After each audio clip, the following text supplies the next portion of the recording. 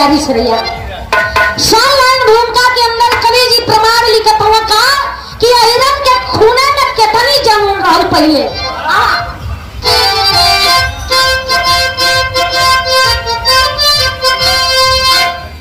अरे समझते थे तूफा कौन मोल तोहफा, अरे समंदरी किनारों को समझे खिलौना, खाता अपना जिनका सरताज शहरा, अरे कयामती को जीवन का समझे बिछौना, गर्जन से गिरता गर्भ गर्भिणी का, अरे कुरान पादी गाँवों में गाता जमाना, इतिहास में किंतु पाए न पन्ना, झुलनी के पीछे हुए थे दीवाना।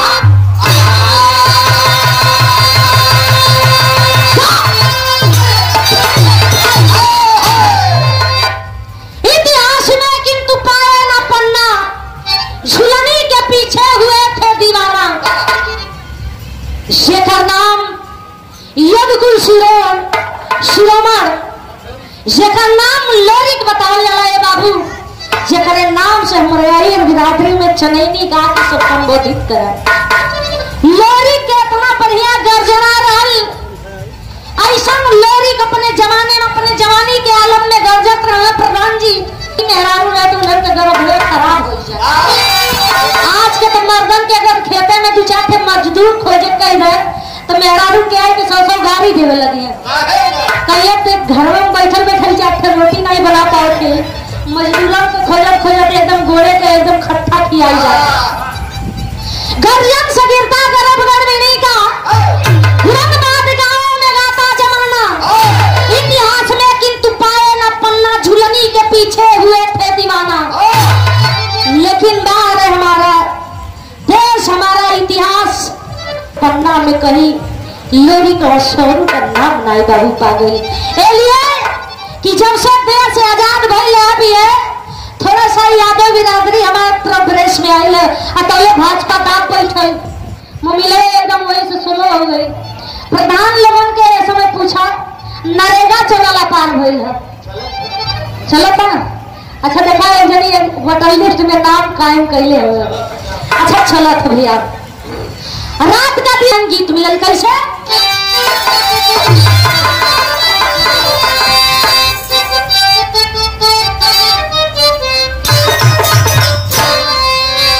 उसने बड़े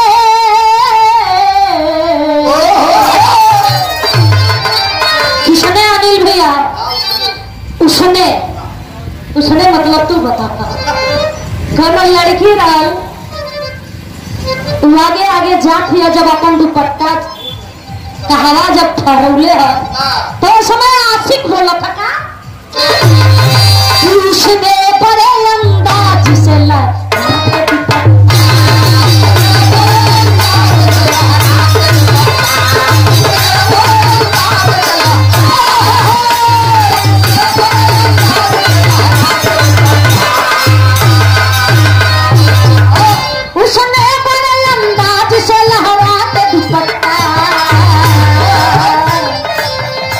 सबको दीवाना कई लहरा के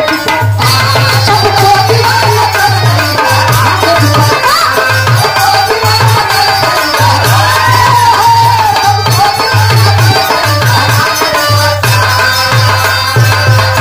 लेकिन वहां के लाइन बता, अरे कोई गया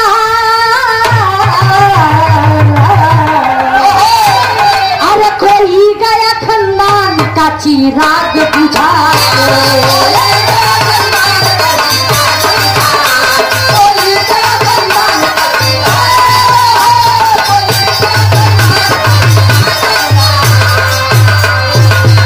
कोई गया खानदान का,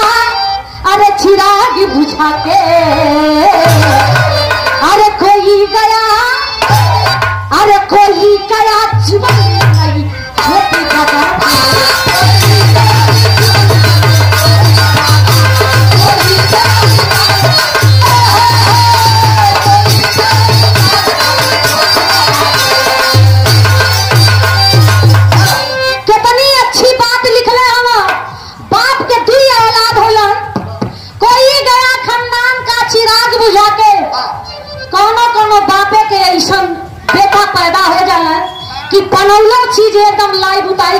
दिला। वही तो कहल जाला, कोई गया खानदान का चिराग बुझा के और कोई गया जीवन में नई ज्योति जगा के। बाप अगर जो एक बिस्सा बनौले है तो एक आठ प्रधान जी बेटवा रहे कि बापे के नाम इतना रोशन कर दिया कि आधा गाँव के जमीनिया खरीद लिया। ओके बेटवा कह जाला, ओके सपूत कह जाला। लेकिन देखे होत का विराम हमरे शर्त लाइन मिलल का।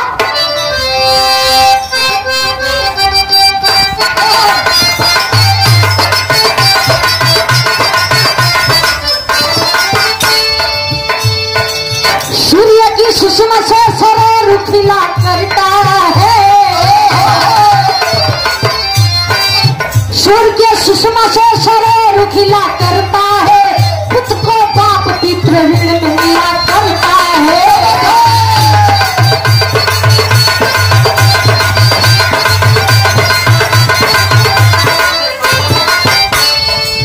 बाप यम पी के लागल लोरी के,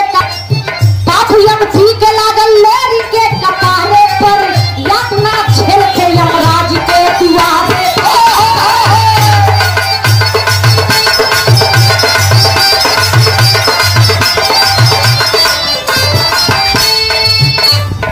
अब होरी की अनपी के हार गंजा से छुड़ाए बाप को यमराज के शिकंजा से। कहानी के बात समझ ले। लोरी कुछ ऐसा वादा करके अपने ससुरारी से दूठे अमानत ले आई। आजकल भिड़े ऐसा दमाद हुई जो ससुरारी के भार उठावत हुई है, वो दमाद हुई है प्रधान जी जो खाली जमीनी की लालच वाले हुए हैं। लेकिन अभोरी के एक ऐसे मर्दाना थे कि अपने ससुरारी से तू ही अमानत ले आई। कहा अमानत रहलू एक लोरी के थे अपने सरुआइन के लिए आई लाना जो छोट करल, जेकर नाम में अनपी बताई गई लाल। और दूसर का उतना छोट के लोरी के थे सारा रहा, जेकर नाम नानू नानू डाल ललन। वहां से वादा करके लोरी ले आई ललन कि दोनों लड़कन के अपन हम बेटी बेटा बना के रखा बा, दोनों के ब्याह अपने दरवाजा से करो। लेकिन लोरी के उठी गुदान में बोझा लग गई, काशी में जाए के सिज गई। लेकिन लोरी के बेटा जेकर नाम अभोरी रहल, अपने बाप के कहला हमार बाप बहुत बड़ा काम कर। अभोरी अनपी को प्याहे पहाड़ी गंजा से छुड़ाए बाप को यमराज के शिकंजा से।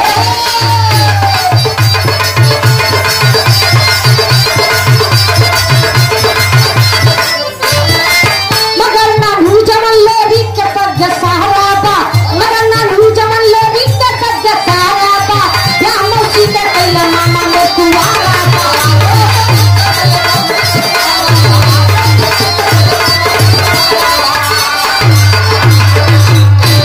अनपी का स्वादी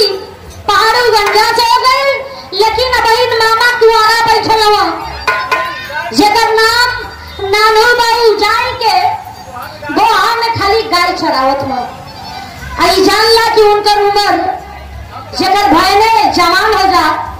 ओकर मामा बूढ़े माने है। धीरे धीरे उनकर मामा नानू के बुढ़ाई आ गई। लेकिन अभोरी सोचे लगलन, का सोचे लगलन, एक दिन अपने माई के पास जात हो और माई के पास जाए के कहत का हुआ। एक लाइन गीत मिलल मास्टर।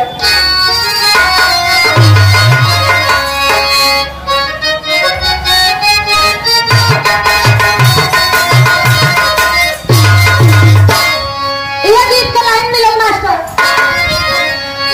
अहुआ लता की गैया बालिया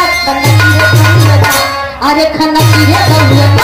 गोरी के खेत खेत दुनिया खनकी रे गौया।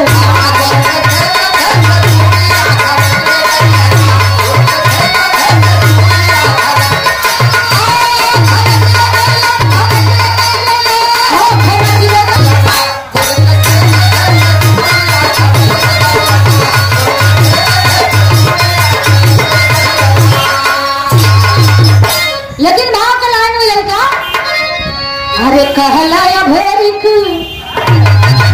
अरे भोला लया भेरिक माई मजरी के समान ना धुओ मामा कहावा बैठी है गंगा ना धुओ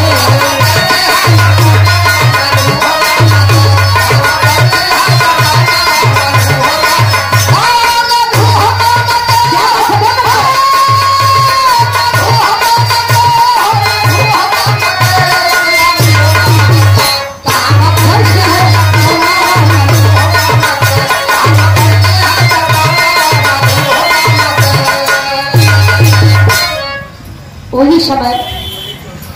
मजरी और सतिया के सामने सतिया सौरू का मेहरारू रहे। मजरी और सतिया के सामने जाई के अधेरी मुंह गिराई के कहला माई मौसी का तो शादी हो गई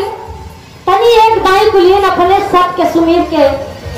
तनी कुलीन बता देती नानो मामा का कहीं गणना बनना बैठल बाकी नहीं और दोनों में हरारू लगली ताकि कलिन बेटा तू का पूछत हुआ कला माई खाली ये इतना बता दा भले मामा भी बुढ़ा गइल लेकिन खाली इतना बता दा कि उनका साई संजोग मेहरारू उनके किस्मतिया में लिखल बाय कि नहीं। और जब इतनी बात ही अपने बेटा का जब मजरी सुनले है भोली कर बात ही जब सुनले है मजरी तो कैलाश का अरे सतका सुमीर बोली मजरी सतिया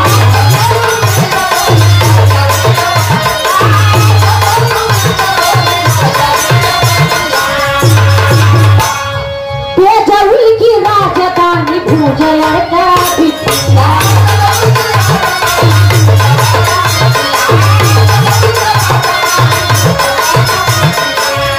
अरे मोती ना बना मला करी करी नवाना अरे ना नहीं हो माता वह पानी है जनाना वाना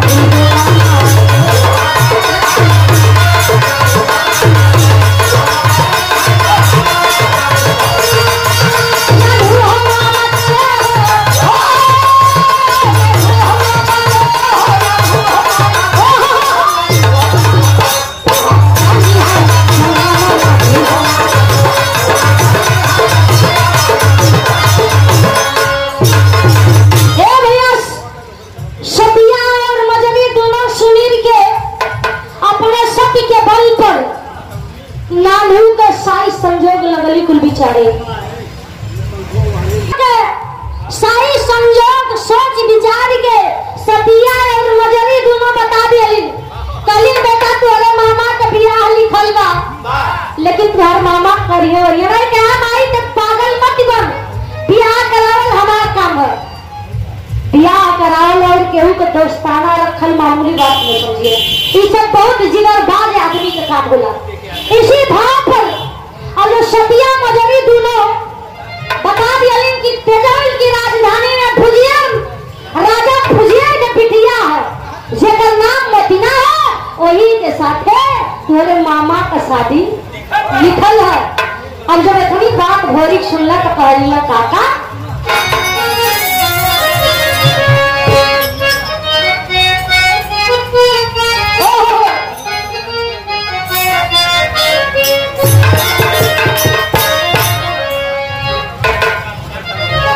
कहना है क्या अरे चढ़ली जवानी अरे भइल बाका लौजी रे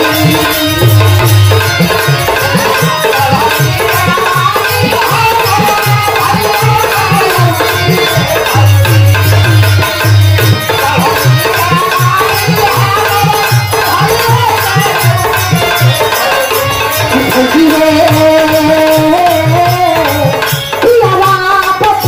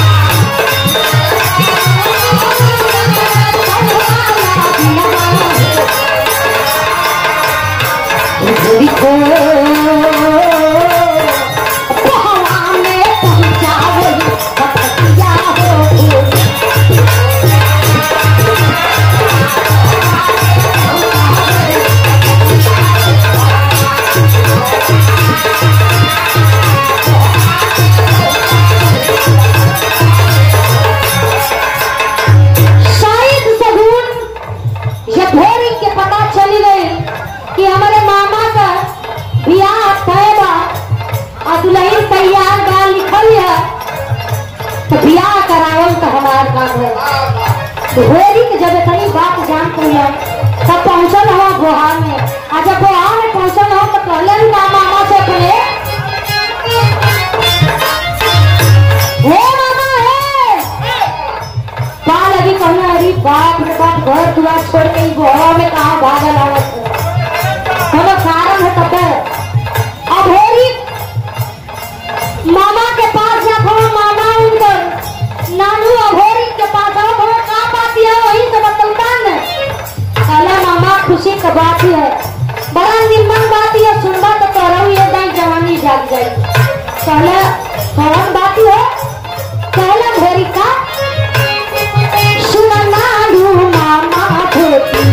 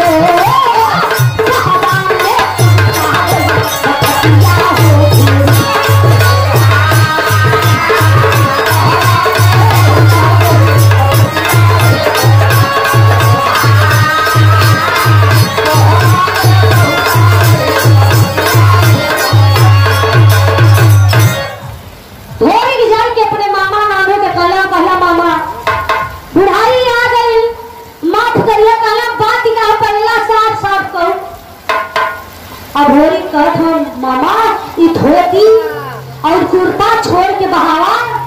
अब बुढ़ाई में बढ़िया नंबर 1 का जोड़ा जामा ले आई है पड़ेगा। अच्छा बूढ़े पुरनिया मरई के अगर बियाहे बात करेगा तो 4 गाड़ी को पाए हो जाए लेकिन अब और जब कहला तो नानू मामा कहत हुआ कहला कि बाबू तुम्हारा दिमाग सही होई है कि नहीं कहा मामा हमारा दिमाग सही है तुम्हारा दिमाग नहीं सही है ऐसा कि तुम्हारी जवानी बीत गई बुढ़ाई आ गई कहला तो बुढ़ाई बेकार चीज है का कहला मामा बेकार चीज तनाई बुढ़ाई बोले जवानी के सबसे पहला और सबसे लास्ट चरण ये एक जहर के प्याला होला जाने नाम बुढ़ाई होला इस जिंदगी में कौन मरद कौन हैरान नहीं चाहिए बोलले खैले पियले के ये एक उम्र समय होला कहे बात बताओ बात कहला ई जोड़ा जामा पहिना तुहार मोर हम बनवाए थे कहला पागल हो गई हवा का कहे नहीं हम पागल नहीं हई अगर तू मोर नहीं बधवईबा तो देखा हमार नाम भोरी खमलोरी के बेटवाई मारी मजरी के कहना है कि तुम्हारे किस्मत में बियाह लिखल है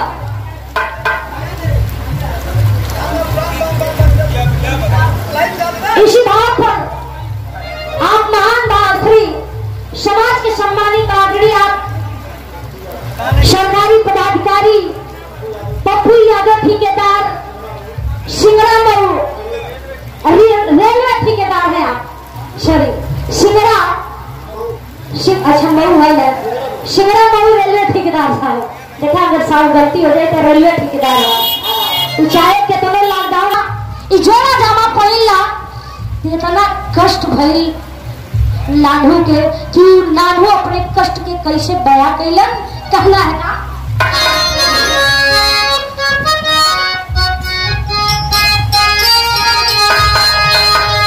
अरे लाडू कहला जाती अरे भय में ना होता बाबू अरे दादी के न तोलाय भय मरी गई तेरे जन्म भैया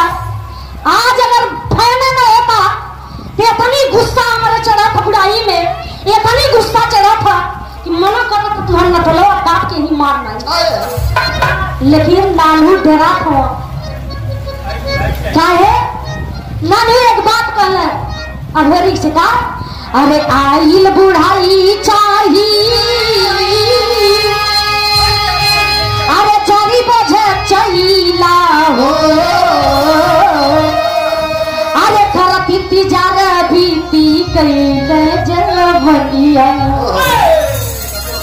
समय से चाह होला आ समय से विवाह होला, अरे समय से किसान हो सजा में लेती सनिया। अरे भागी जा समाना से, अरे खौलत बाखुनामा हो, अरे चलला बुढ़ाई में ले आवे दुलारी।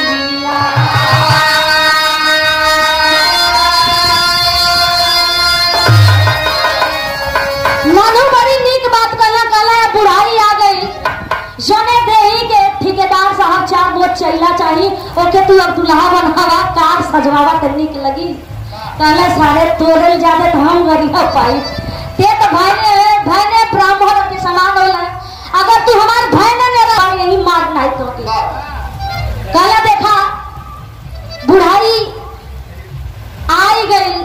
जवानी चली गई, इंतजार करत करत कि अब हमार बियाह हुई, अब हमार, और जे हमार बियाह कराए वाला रहल ते तो जाई के बस अब तू का हमार विवाह करैबा। अब एकदम लोरी के बेटा भोरी के उड़े देला कि जे हमार बियाह करे वाला रहल ते तो चली गई, तू का अब कइले बा मामा जब हम कह के दिखाई शायद कोनो भले कइले होता। अब देखा होत का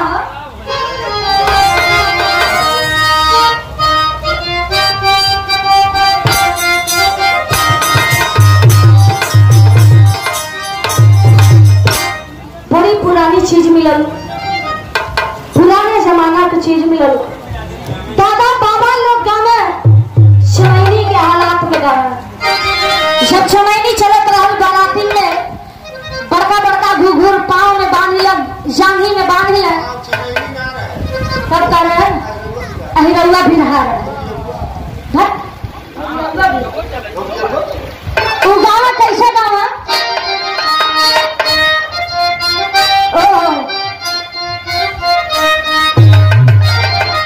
अरे बाग में मुरैला बोले बन बेटी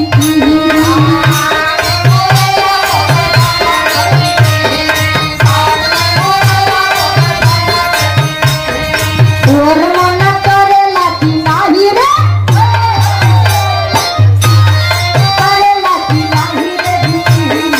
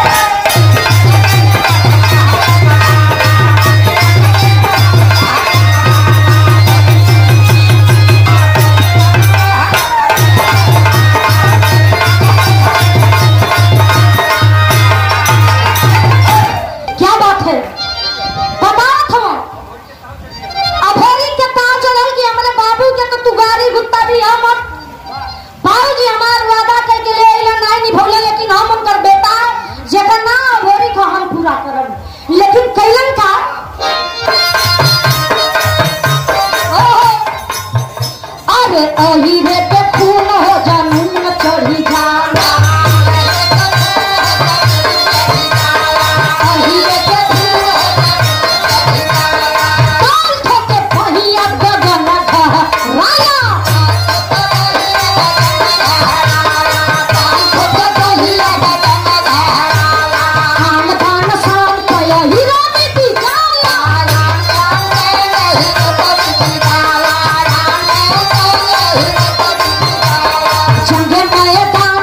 झंडा फहरावा झंडे महरान में आहो माई दुर्गा कहिले आहो माई दुर्गा कहिले पूजा पया पंडाला माई दुर्गा कहिले पूजा पया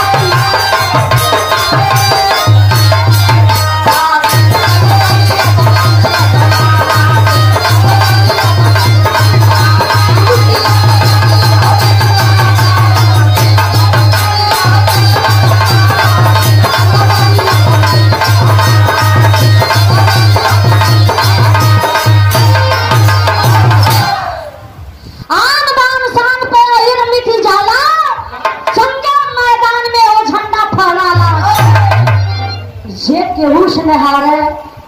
जे केहू से न दोस्ती पावे वही रे से दोस्ती पावे खाली एक बोतल चाहे पियाई दे चाहे बढ़िया उनके चढ़ाई बढ़ाई दे कि भैया तुम्हारे ऐसा पहलवान के बारे खाली 2 बात चढ़ाई बढ़ाई दे तो ये जान ला कि केहू से झगड़ा करे तैयार हो जाए फरियाद या कहिए भैया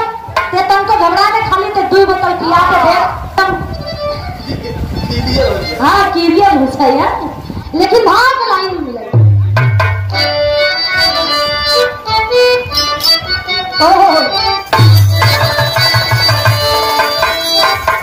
अरे मोरे राम अरे कुंवारी बैठल मामी नवरही अरे कुंवारी बैठल मामी हो कुंवारी बैठल मामी नवरही तेज तलवार से जकर एक पायन तर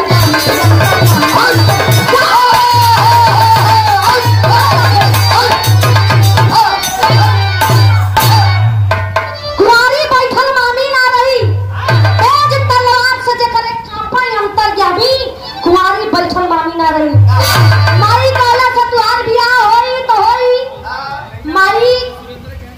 मामी हमार भले पुरनिया हो गई कोनो दिक्कत ही नहीं है तुम पुरनिया हो गई कोनो दिक्कत ही नहीं है लेकिन जब तुहर पसंद के भाग तकदीर में लिखल बा बियाह होए के कहला हम जइबे करब अब होरी कहला कि हम जइबे नहीं करब बरतिया लेके अब होरी के बात सुन के नानू तमाम प्रकार के बात कहले लेकिन अब होरी कहत हुआ का कैला ना भोग जोग जानोगे कैसे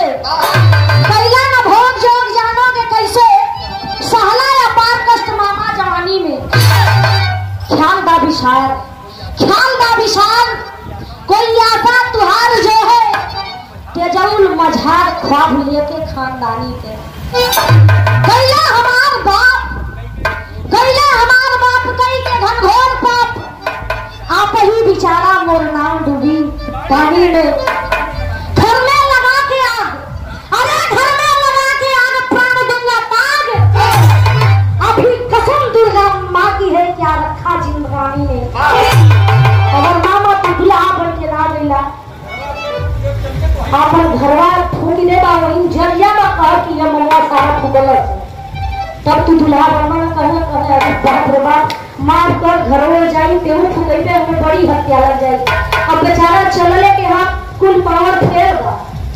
लेकिन अब का करे मामा और बहने की बात ही है अब दुल्हा बने को तैयार हो गए और जब तैयार भई हो मास्टर तो ये गीत लगल बा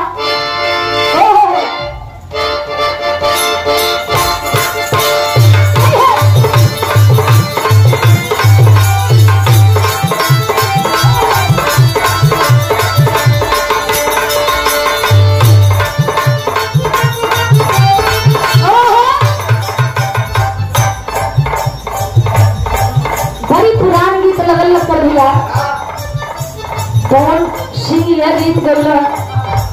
देखा कहाँ से कहाँ पहुँच गए फिल्मी दुनिया का नंबर 1 हीरो बन गए भोजपुरी में कितना रिकॉर्ड कायम कर लो कौन मेहरारू अपने मर्द से कहा थे का कहिएगा हम फूला बाप के तो ना बताई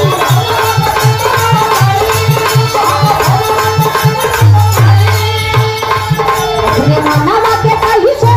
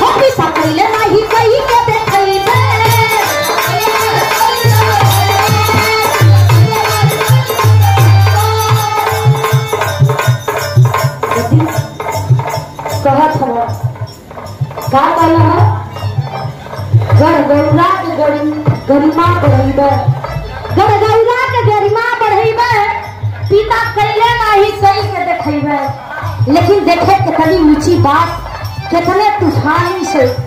कितने जोश और जुनून से कहा था गढ़ गौरा के गरिमा पर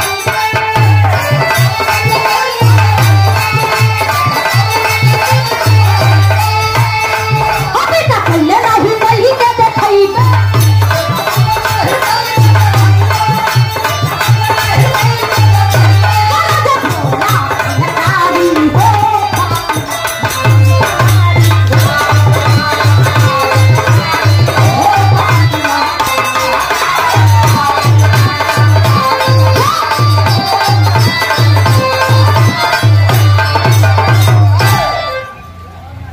करके बलकारी नौजवान अधेरी जब बोलल हम कहला मामा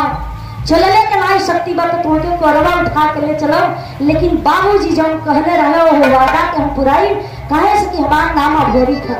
हम लोरी के बेटा है अगर जब बाप नाई कहलन त हम कह दे तो दुनिया में नाम अमर हो जाई बाबू अधेरी चले लायक ना रहलन लेकिन जोड़ा जामा पहिरवाई के जबरदस्ती और डोलिया में घुसवा देलन जब नानू के काला काला की चला मामा हम बारात सजवा के आवत है तो देखा कैसे बारात चलल बड़ी पारंपरिक गीत लगल नहीं भैया तन समर के आवाज एक माई बहन लगा ले बड़े प्यार से कैसे अरे नरिया रवा के बारी अरे तेरे नरिया रवा के बारी अरे ऊपर शाम गे ना लगाई कई मेल कहा है थोड़ा सा आजमगढ़ और चली बा तो वहां के मेहरारू लोग गावे कैसे कैसे? अरे लागल झुलनिया के धक्का, अरे लागल झुलनिया के धक्का, बलम कला कत्ता ले जाना। लागल झुलनिया के धक्का, ओ लागल झुलनिया के धक्का।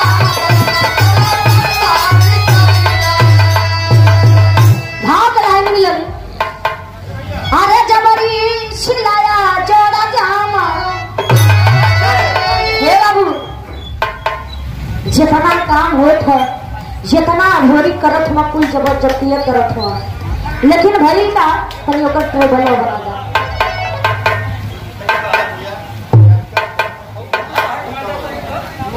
जोड़ा जामा,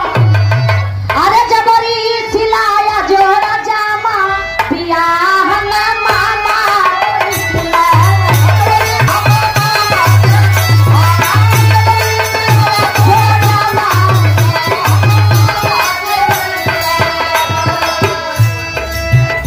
हे बाबू,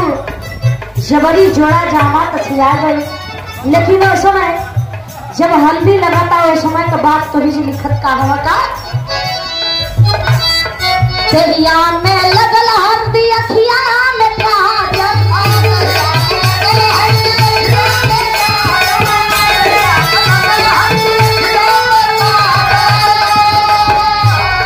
सतकी बनी साधवी नाग माजल,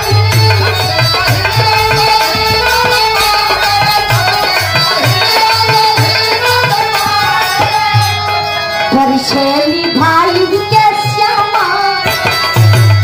अरे परछेली भाई के श्यामा, बियाह न मामा चला।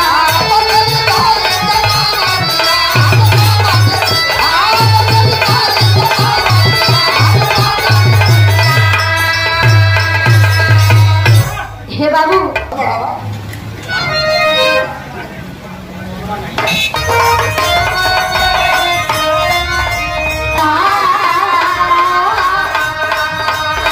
हम दमनमा नाही जाओ, नहीं न प्रीति लगल यही रंगवा, नहीं न प्रीति लगल यही रंगवा रे, हम दमनमा नाही जाओ, नहीं न प्रीति लगल यही रंगवा, हम दमनमा नाही जाओ, नहीं न प्रीति लगल यही रंगवा, हम दमनमा नाही जाओ। कई मेल के बारात निकल था। हेलो हेलो, ओ बरतियन के रंग और रूप, साज बाज, सुंदरता का वर्णन कवि जी करत हुआ। कैसे? भयने भयल भयंकरी, भयने भयल भयंकरी, बोली पराती जय शिव शंकरी, बोली पराती जय शिव शंकरी, भयल भयंकरी।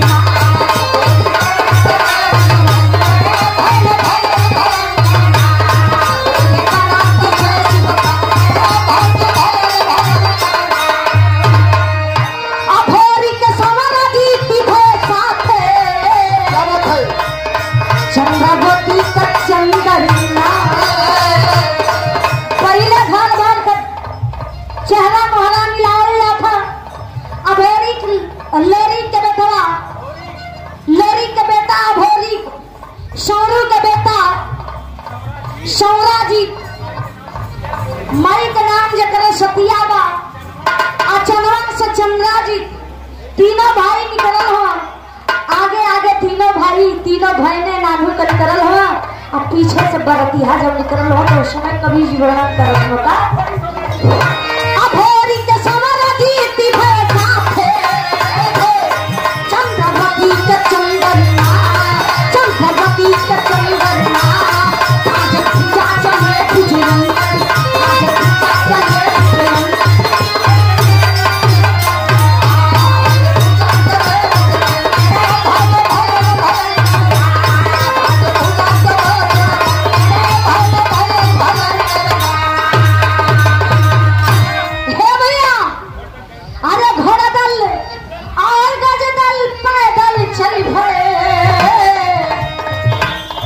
तेजौल की राजधानी ना तेजौल पहुँचे ना हरना परल मचा दिए प्रलयंकरी परल मचा दिए प्रलयंकरी भय भयल भयंकरी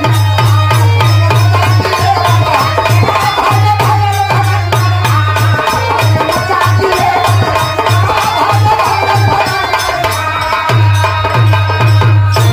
घोड़दल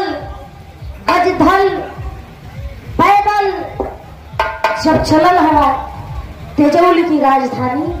आज तेजौल की राजधानी बिना हरदी के बिना न्योता के पहुंचल हवा तो तेजौल वाले सोचत हो कि ये दादा केकर बारात आवत है हमर के तो पता नहीं है बारात इतना सुंदर आखिर सज के जाति कहाँ है। अभी बात तेजौल के राजा फुजियन के पता चलल है फुजियन यहाँ के रास्ता में ठहरा हो आज खड़ा होने ना बाबू तो भयन का अभोरी जब तेजौल के देखल पैसा ले ले बेटी समझ लो गंगा बेटी समझ लो गंगा यमुना या गोमती है जिनकी चरण को दुनिया सब प्रेम चूमती है। भैया बाबू हो आजकल अगर बेटा और से कोनो बात आवत है लड़की वाले आजकल चल जाते हैं द्वारे पर थोड़ा सा एग्जाम्पल याद आ गई हमारे गुरुजी जाए लगलन एक लड़का के लकड़ भैया कहना हमारे गंगा के थे यही न कहती एक लड़का देखे थे हम कहले भैया हम चलो कहले अच्छा चला देखे हम आप लोगों से बताओ थे कि बेटी समझ लो गंगा जमुना या गोमती है लड़का के दरवाजे पर हमन के गई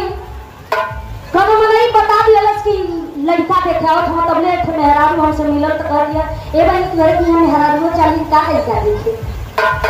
अब तो हम सब वही हम रास्ते में से हम कहले भैया तू लोग जा हम यही बैठल है और जब वहां लगन पहुंचल लेन देन के बात चले लगल भैया हमार कहत हो 1 लाख रुपया और जो कुछ लड़का के उपहार में देव रही देवल जाई ओकर बाप लड़कियों कहत हो बाबू हमारे लड़कवा के मामा 8 लाख रुपया एक बढ़िया वीआईपी गाड़ी और लड़का के साज बाज और लड़की के गहना गुड़िया फूल देव तैयार हो हमारे गुरु जी कहना है भैया लड़कवा आप जन्मौले हवा कि लड़कवा मामा जन्मौले हो सोचे वाली बात ये अब लड़का के मलिकई लड़का के बाप नहीं करत हो लड़का के मामा करत हो युग जमाना परिवर्तन हो गई बिटिया अगर जो पैदा हो जाले तो बापे के मुंह जैसा बुझला अच्छा लड़कवा के लोग सोचे लगलन लकर भैया तनी हमारे तन चीटिंग बाज हो कहना गुरु जब इतना रुपया मांगत हमें कोई तो लड़कवा ठीक ठाक होई तो कहला कि बाबूजी तनी लड़कवा के देखैबा अपने तो लड़कवा ही जानी है लड़कवा तो घर में रहल नहीं थोड़े देर के बाद एक लड़का उल्टा टोपी कई के और रेंजर साइकिली से एकदम इतना रफ्तार में आई कि घरवा में खड़ा हो गई उतर के नहीं बेचारा गई अंदर ऐसे सब बैठल हो तो कहले कि दादा लड़कवा के देखेबा कहले लड़कवा ऐसा गई है देखला है कहले नहीं हम देखली ना है ख्याल नहीं करी हम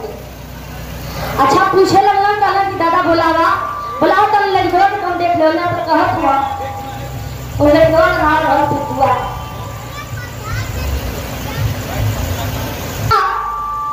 लगला लड़कवा के बुलावे आ जब लगला बुलावत काहो कहले ए पिंटुआ और घरवा में से दादा जाना थोड़ा कैसे बोला जब ये कहले ए पिंटुआ तो कहता कोई दादा मतलब वो करे काम नहीं करे आवत है एटा ये ना हाथ लगला कहले ए पिंटुआ तो कहले कोई दादा गुरुजी हमार कहले ये दादा लगकर चला हमर तो चलल जा तू ठाकुर हवा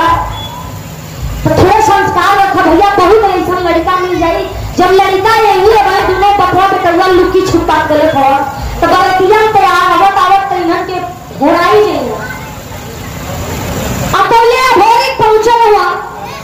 आज अभोरी जब राजधानी में पहुंचल हुआ तो वही पिछड़े में उनकर ओ गांव का राजा जेकर नाम भुजिया बा भुजिया वही रहिया में भेटा दी। अब भुजिया रहिया में भेटा दी तो अधोरी कहला नाना पा लगी कहला अभी अबही तो हमार बिटिया तुम्हारी पड़ल है नाना ही कहे लगल हमारे नतिया कहिया पैदा हो गई। अब भुजिया के एकदम पारा भिगे लगल और जब पारा भिगे लगल बाबू का भरल था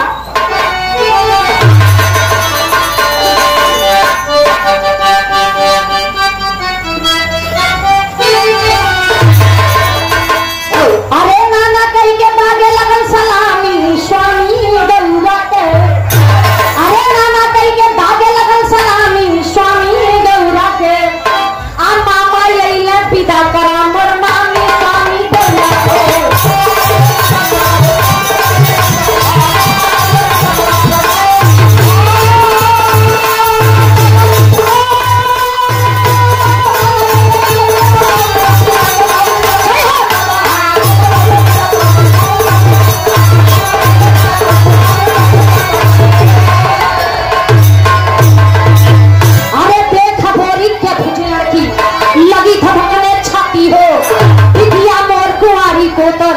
अरे कोई ना हमारे नाती हो। अरे कैसे नाना कहलस नमक हरामी स्वामी गौरा के। आप पकड़ छाड़े भागे नहीं खड़कामी स्वामी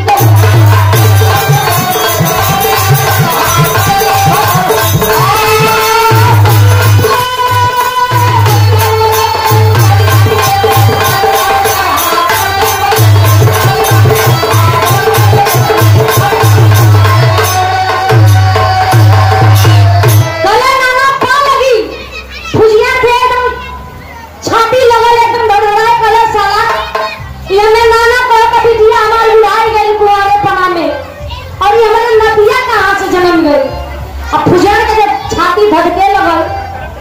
कला सारे पकड़ा पड़े आज ही पकड़ल चालू कैला तब तक इधर होता है। अरे खचकल तेरा चपल सिरोही ते जरूर है गल माटी हो। अरे किला हिला के जैसे पहाड़ की घाटी हो। अरे तेरे वाले बोले हमें स्वामी स्वामी गौरा के। अब भागे भुजिया सड़क गई पंजाबी सामने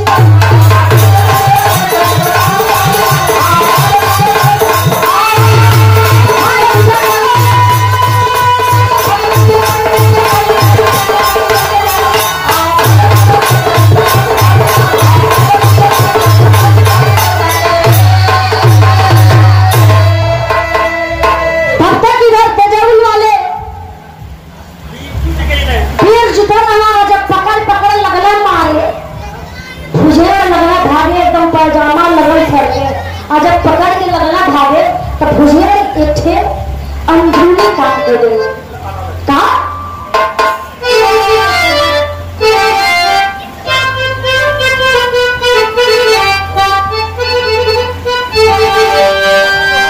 बोली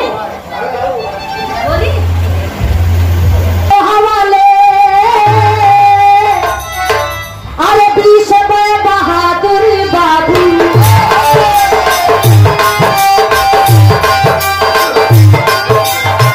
लेकिन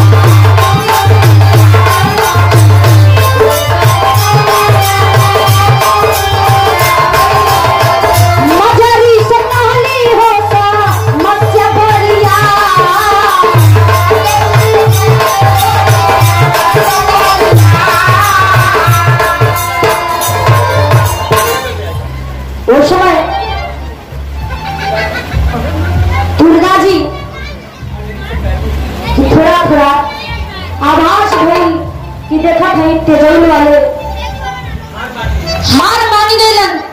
जाके भुजिया थोड़ा धोखा का मार करवा दिलस। आज जब धोखा का मार करौले है तो गरगौला के जितना जवान गए कुल पाथर हो गए। आज जब पाथर हो गए तो दुर्गा माई के चोट पहुंचल कि अगर गरगौला के सेना अगर परास्त हो गई तो सबसे पहला काम हमारा जाई के सारी बात मजरी से बतौले हैं। आज जब मजरी से बतौले हैं तब मजरी सत्य के पुजारन रहे। आज जब मजरी सुन ले तो बाबू भाई का समझ में आया।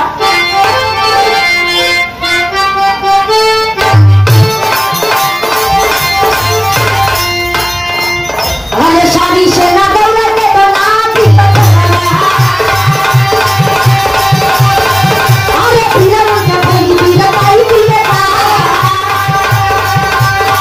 अरे तो चली दुनिया में दुनिया में अरे मजा भी से करी है समस्या बड़ी है अरे सब जाकर बनाना में भाई मजा भी है अरे मजा भी मेरा में झंडा गाड़ी सब अरे सारी सेना दौड़ा का सचेत कर दी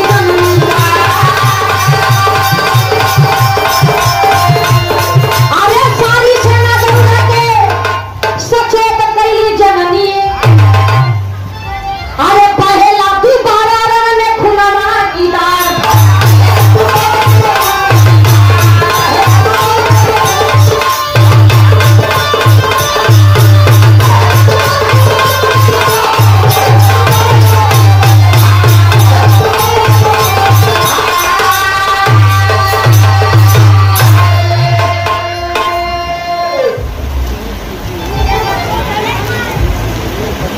सब मजरी के सत्य जागल है। आज के भी सम्रांगण में जो सम्रांगण में सारा गरगौला का सेना परास्त हो के मिट्टी बनी के पड़ल है। पाथर रहल वही है कि मजरी अपन सत्य के पताका गाड़ के सुनील के सबके सही कइले है, सबके मानव बनले है। आज जब सब मानव बनल है फिर से वही रण में फिर से फूले के भाग फिर गए लगे। लेकिन भैर का आज बाबू जब फिर से रण में फूले का भाग जब चालू हुई वही तेजल के राजधानी के बिटिया जेकर नाम मदीना है जेकर बुढ़ाई में लोग बियाह करे गई है वही मदीना आई के चरण में गिर गई मजरी के गले सुन लो। इतना दिन हम इंतजार करत रही तू कहाँ रही। अब सुना हमारे बात कौन बात तो बोले तैयारी से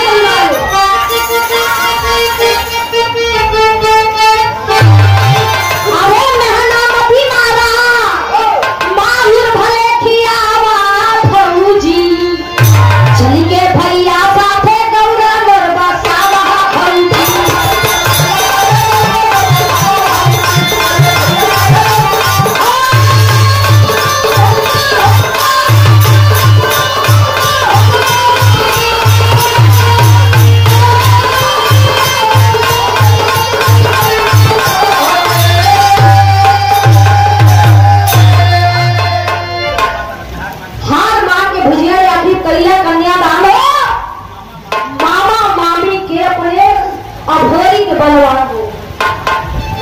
यदि समय भावर घूमे लगन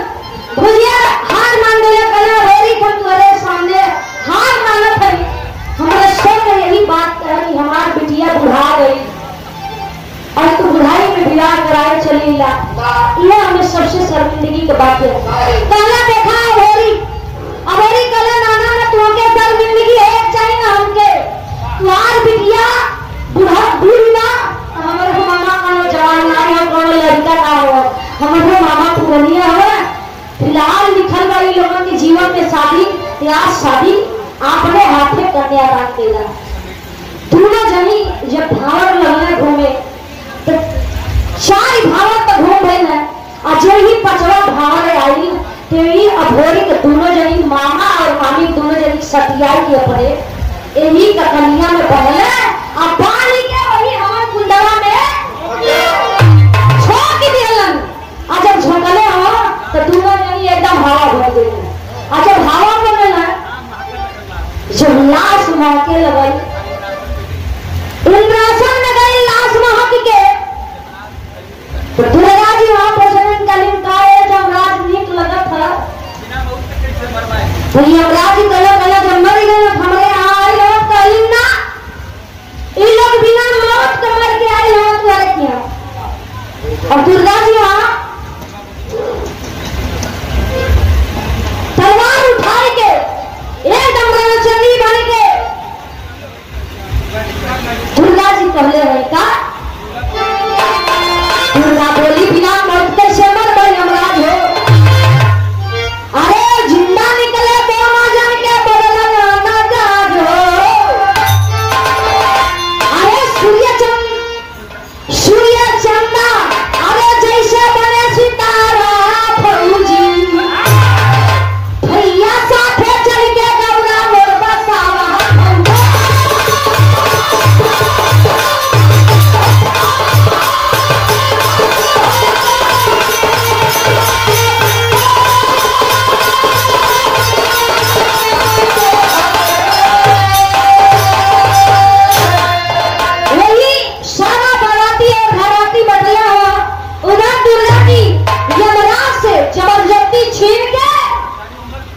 कहले कि अब ऐसे बूढ़े पुरनिया वाला फिर नहीं हो लौटावा।